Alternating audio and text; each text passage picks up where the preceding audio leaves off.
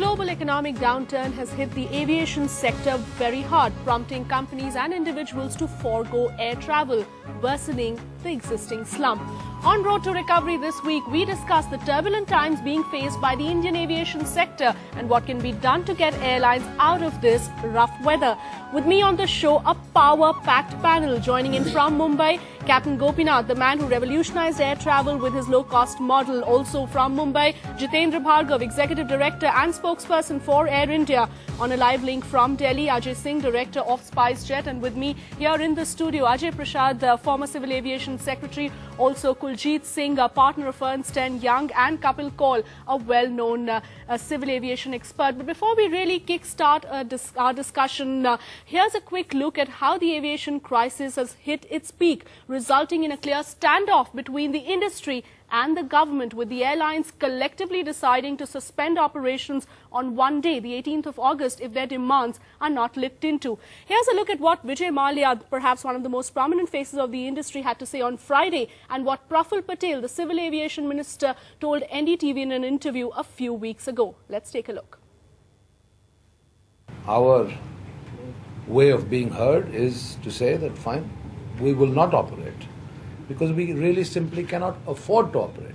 Their inefficiencies, their inadequacies, or their failure to perform well financially should not be passed on to the government as it's the problem of the government. It is the problem of their own making. They better learn to cope with it. Government can do so much, which it will do. Government is progressive, government is liberal, government is forward-looking. Government has done what it can do.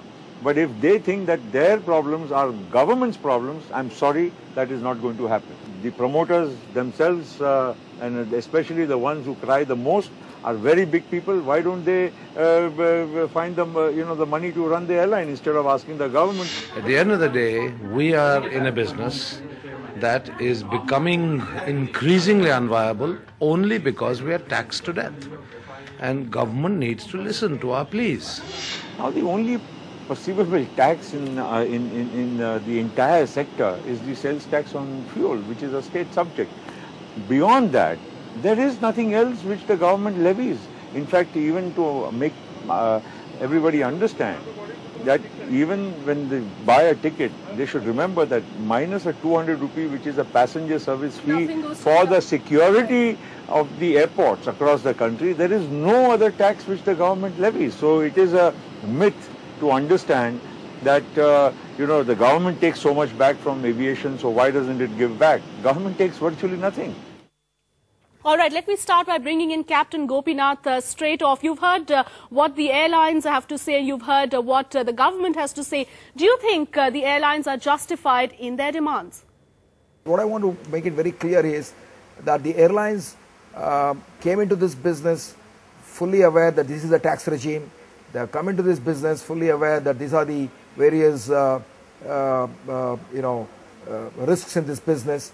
So now you can't cry, because if you made profit, you're not going to give it back to the government. So the government, under no circumstances, should give any kind of bailout in terms of writing off the loans, because that is taxpayers' money. It will be criminal.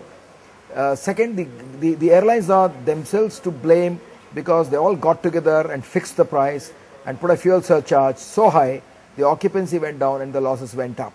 All right, Mr. Ajay Singh, Captain Gopinath there himself saying that there is no question of giving a bailout to the private airlines. How would you react to that?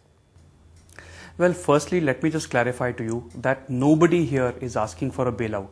SpiceJet certainly is not asking for a bailout. In fact, we were profitable in the last quarter. What we are saying is that create a regime which puts us on par with airlines across the world. Today, airlines in India are paying 60–70% higher for aviation turbine fuel, which is the main input cost, and this is because of exorbitant taxation. Tuba.com